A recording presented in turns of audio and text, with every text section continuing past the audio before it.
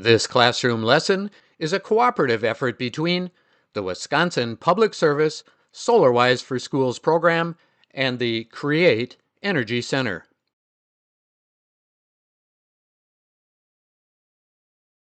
Watts on Our Roof, Lesson 4, Money, Emissions, and Resource Savings. Introduction and Lesson Objectives. Welcome students and teachers to Watts on Our Roof, a series of lessons in which you'll learn from the photovoltaic performance data produced from your solar array.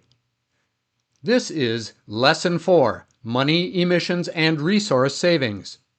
In this lesson, you'll learn to quantify how a solar array, your solar array, delivers on its promise of saving money, saving pollution emissions from being released into the air, and saving energy resources from having to be extracted and consumed. To quantify these savings, you'll get energy production performance and money-saving data on your system from the eGauge portal. Emissions and resource savings can then be calculated with information you'll locate on two United States Environmental Protection Agency websites, the EPA Power Profiler and the EPA Greenhouse Gas Equivalencies Calculator. Let's begin by establishing and extending money savings from yesterday. On the first of 4 exercises that make up Lesson 4. Unless you parachuted into town last night, you remember yesterday's weather. Follow your teacher's directions to get the current output profile of your solar PV system. You'll probably see something like what you see here.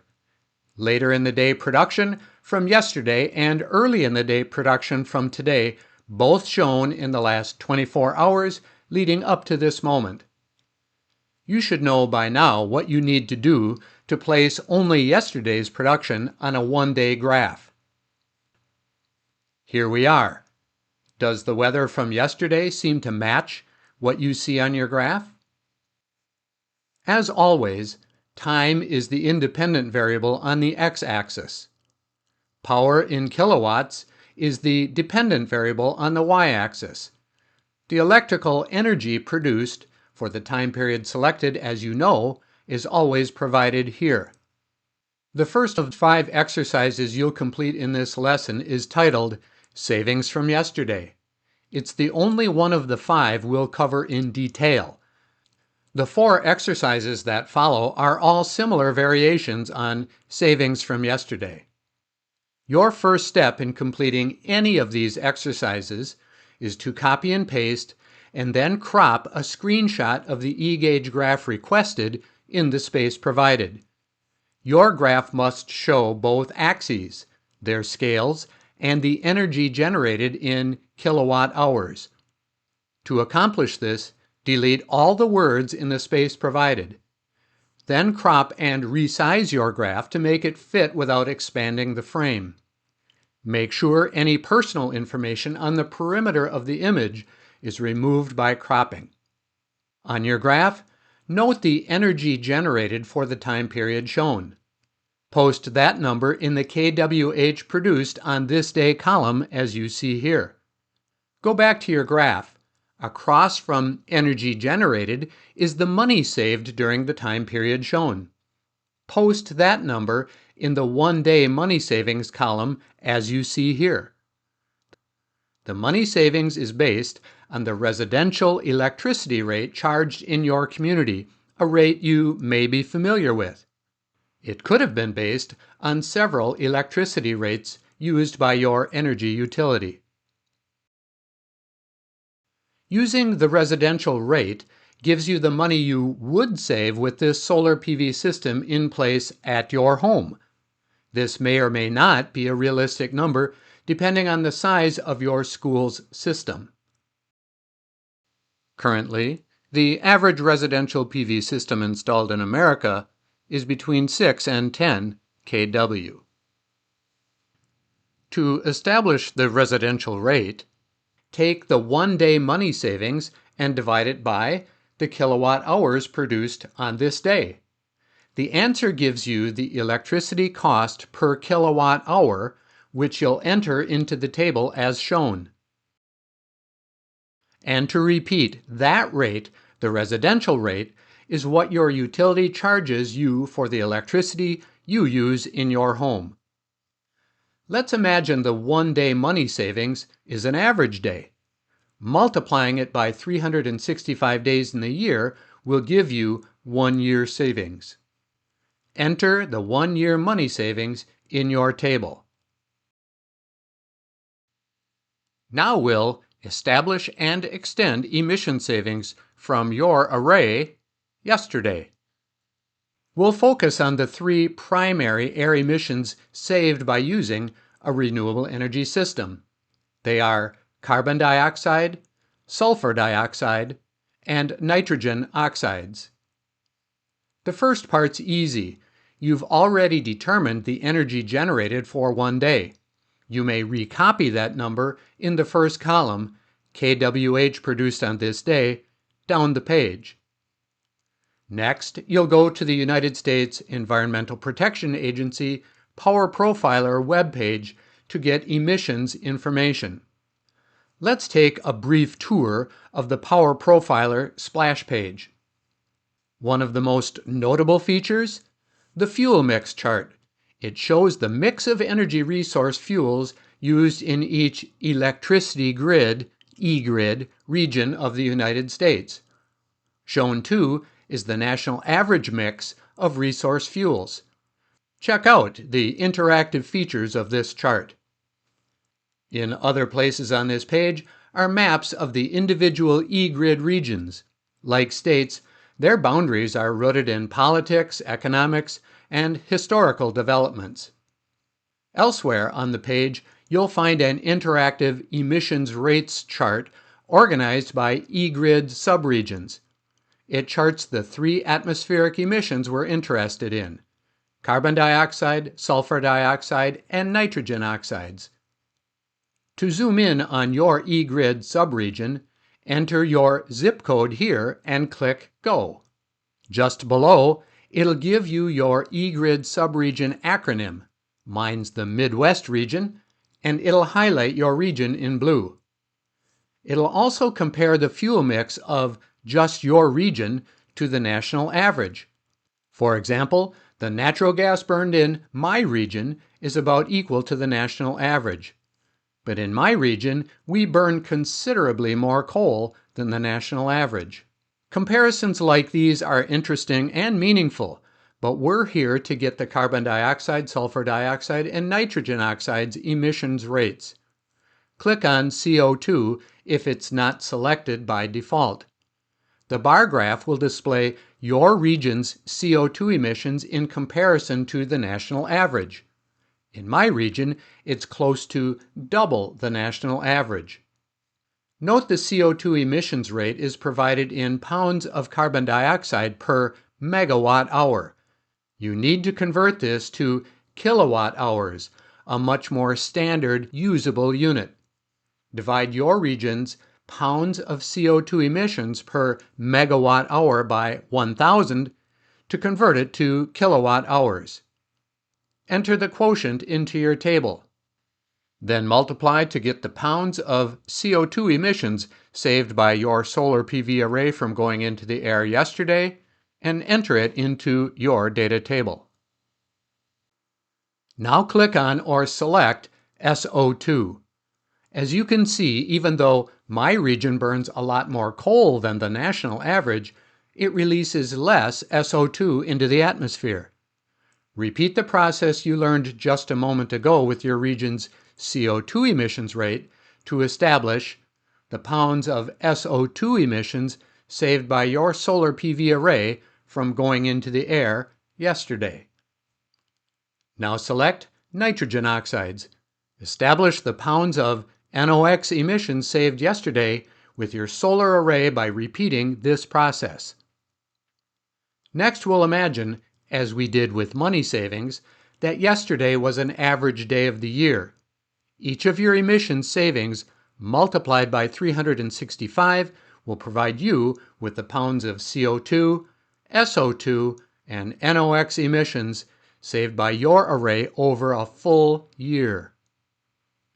That brings us to establishing and extending energy resource savings.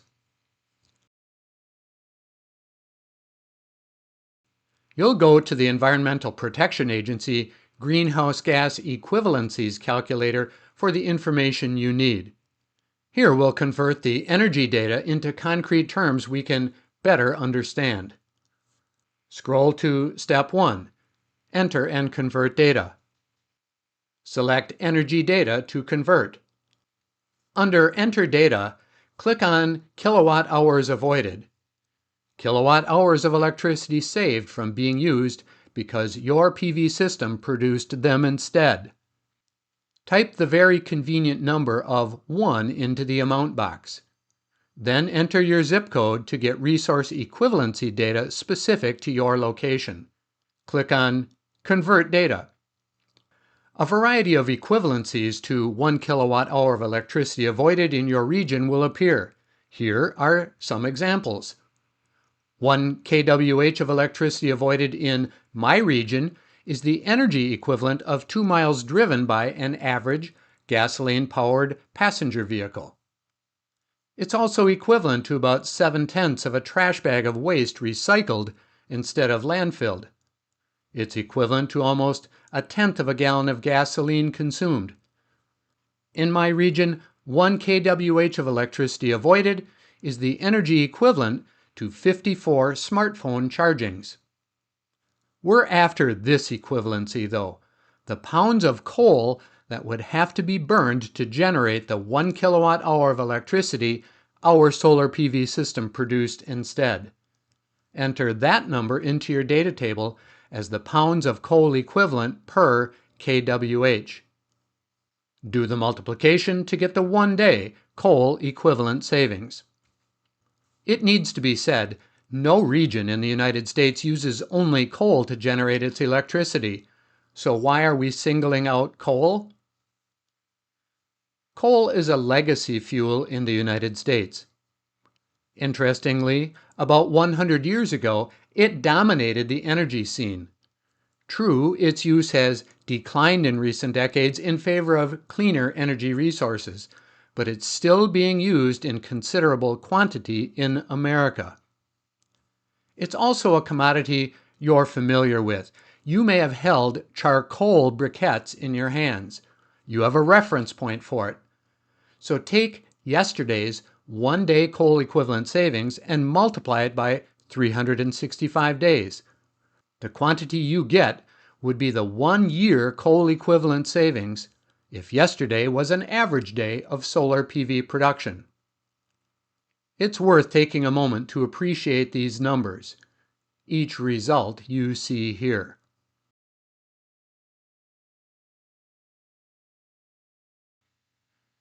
Exercises 2, 3, 4, and 5.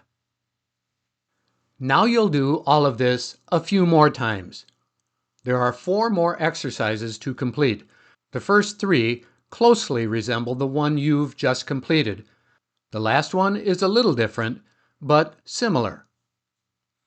In the next, your second exercise, you'll calculate money emissions and resource savings from a great day of solar production, then from a poor day, and then from an average day of solar PV production.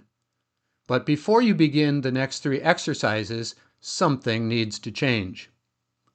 Here are graphs of 2 different days of solar PV production. At a glance, on which day was more electricity produced? It's impossible to tell much at a glance since both graphs are auto-scaled. However, set to the same scale, it's easy to see which day produced more energy. A lot more, over 11 times more. You're going to set graphs for the next 3 exercises to the same scale for this reason. Set the time period to show in the graph to all of last year. A graph of 365 days of production looking like this appears. On the graph, the greatest day of power production appears to be just under 2 kW. So in this case, we'd set the scale to 5 kW. Set to 1 kW and the graph plot would go above the top of the scale. 10 kW and the plot would be much too small. Once we select 5 kilowatts, all subsequent graphs will stay at 5 kW until changed. Now, to get a great day of solar production, set the time period to show only the first day of June last year. Here it is as an example. Our scale, as expected, is set to 5 kW of power. More important is the energy reading for the day, 5.81 kWh. Click on the single arrow bottom right, advancing to the second day of June. Right away we can see the energy production is higher, 15 kWh. Advance to the next day. June 3rd is obviously lower.